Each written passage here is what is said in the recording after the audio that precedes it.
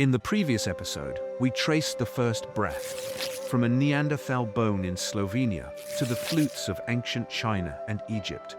We saw how air, carved into bone and bamboo, carried ritual, ceremony, and survival.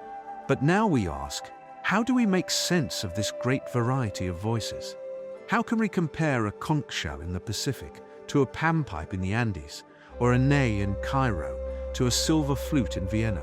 This is the realm of organology, the science of musical instruments. Yet organology is not only about physics or classification. It is about culture. Who built these instruments? Why they chose bamboo, bone, or bronze? And what stories and beliefs gave them meaning?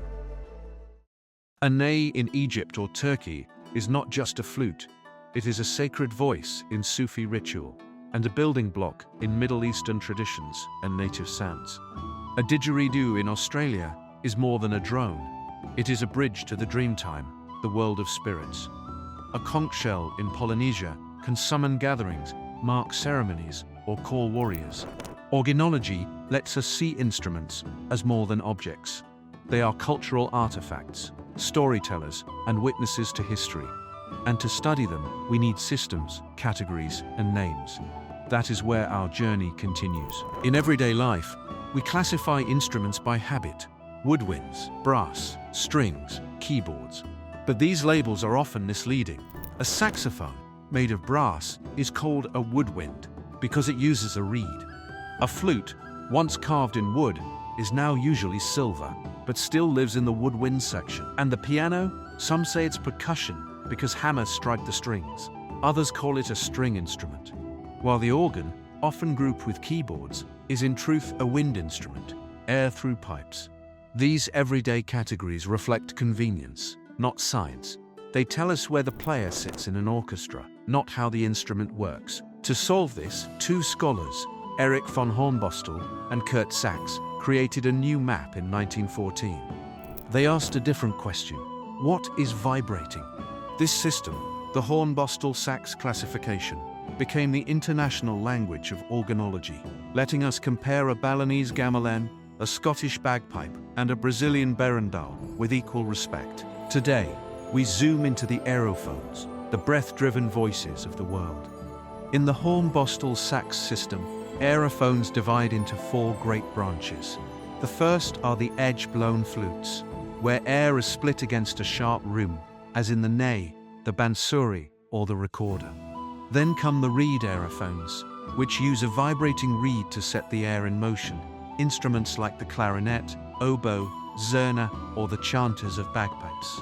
The third branch is the lip-vibrated aerophones, where the player's lips themselves buzz against a mouthpiece, producing the commanding voices of trumpets, horns, and even conch shells. Finally, there are the free aerophones, where air vibrates in open space without a resonating tube, as in the harmonica, the accordion's reeds, or the ancient bulwer.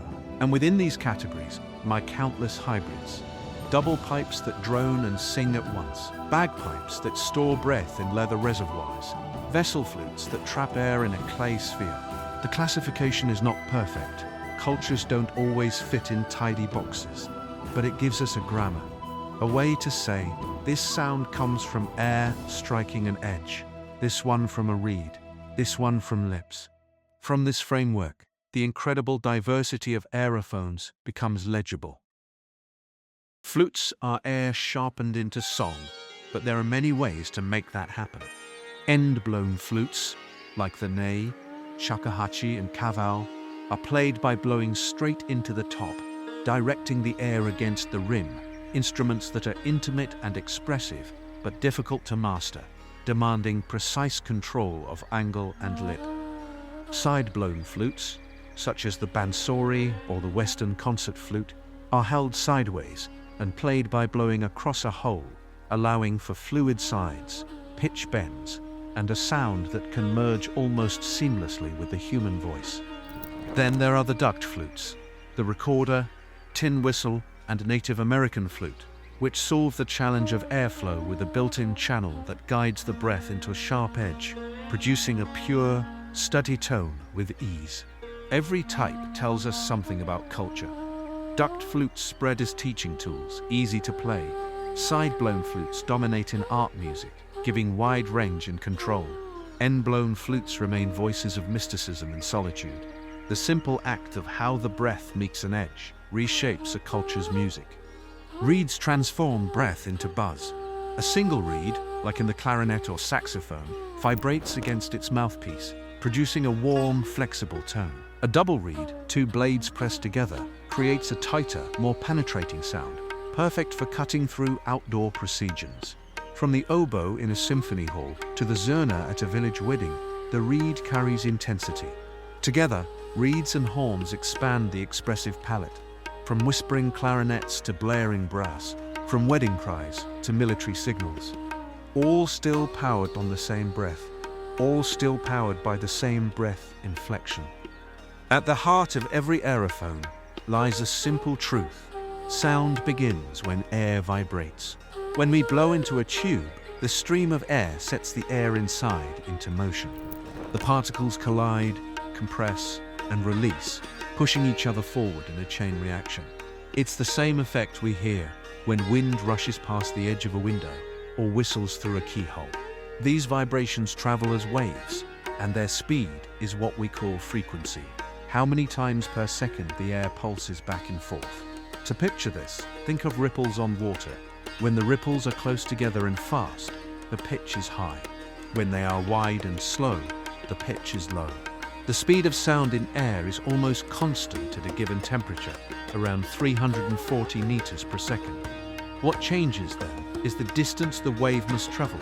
A short tube means a shorter journey.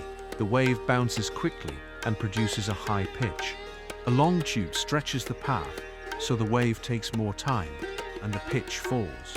It may feel counterintuitive, but that is the rule. The bigger the instrument, the lower its voice, because the wave has farther to go. This principle is written into every aerophone. Panpipes are lined up from long to short. The piccolo shrieks at the top of its register, while the bass flute rumbles deep below.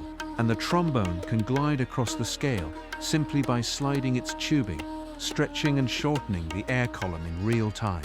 Every instrument has its own solution for controlling the wavelength to produce melodies. Finger holes opened or closed, mechanical keys and pads, valves that reroute the airflow, or slides that extend the tube.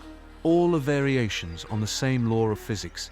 Change the length of the vibrating air, and you change the note. We've seen how the length of a tube controls pitch, but there is another rule, whether the tube is open or closed. In an open pipe, both ends are free.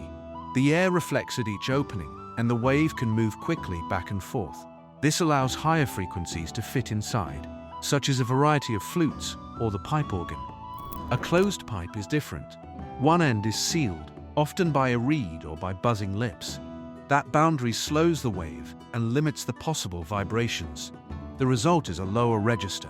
A clarinet of the same length as a flute will play about an octave lower. Oboes, bassoons, trumpets, and horns all behave as closed pipes. So, two tubes of equal length can sound in completely different ranges, simply because of how their ends are defined. And this is only part of the story. The shape of the instrument's body matters too. Why does the saxophone have a conical bore? Why does the trumpet flare into a bell? Why do flutes remain cylindrical? What is end correction? These questions reveal yet another layer, one we will explore later. So far, we've followed air inside tubes. But not every aerophone needs a pipe. What if the instrument is simply a hollow body? Go across the mouth of a bottle, and the entire cavity resonates together. This is Helmholtz resonance. The narrow neck acts like a spring, while the trapped air inside pushes back as one mass. The two vibrate in balance, creating a single, steady note. Here the pitch is not set by tube length, but by the volume of air inside the vessel. A larger cavity vibrates more slowly, giving a lower note. A smaller cavity responds faster, producing a higher note. Add water to a bottle, shrink the space, and the pitch rises immediately. Vessel flutes, like the ocarina, the Chinese shun, or ancient whistle pots, work the same way.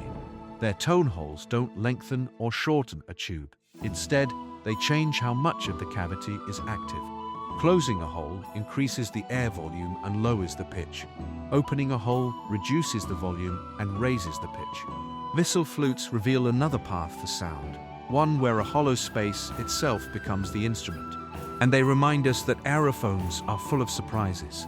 Some use tubes, some use vessels, and others, like free reeds, take yet another approach entirely.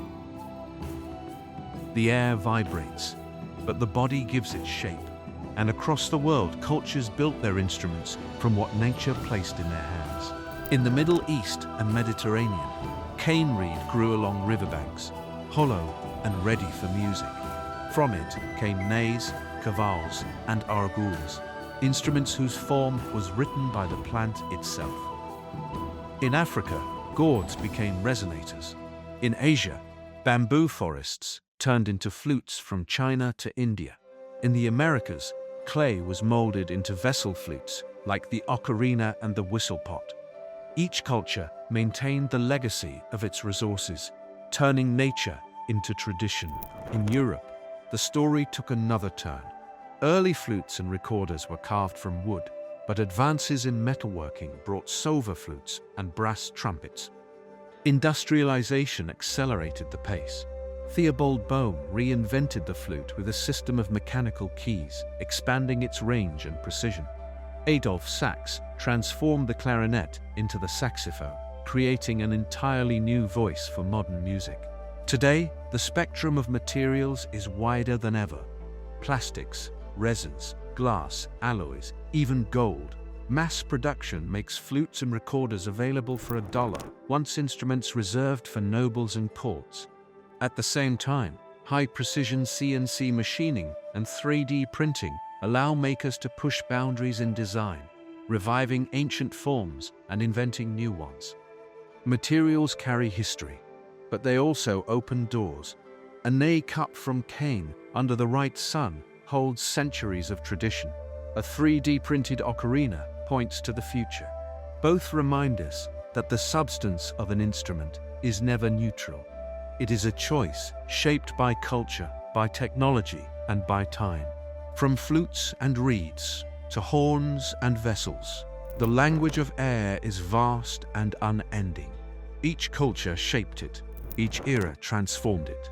We have traced its patterns, compared its forms, and followed its physics. Yet, behind every system and measure lies a simple truth. Air, set in motion and guided by human breath, becomes music. In the episodes ahead, we turn from principles to traditions to see how cultures gave form to air. In Europe, wind instruments grew into orchestras, perfected through metalwork and mechanics. In the Middle East, the reed flute became the voice of maqam, carrying centuries of spirituality and improvisation. In India, bamboo flutes gave life to ragas, flowing with the rhythms of nature and time. Across Asia and the Americas, clay, wood, and gourds became vessels of sound, linking music to ritual and daily life. Each tradition shaped its instruments in its own image, a mirror of culture, belief, and craft. The journey of organology is only beginning. The breath continues.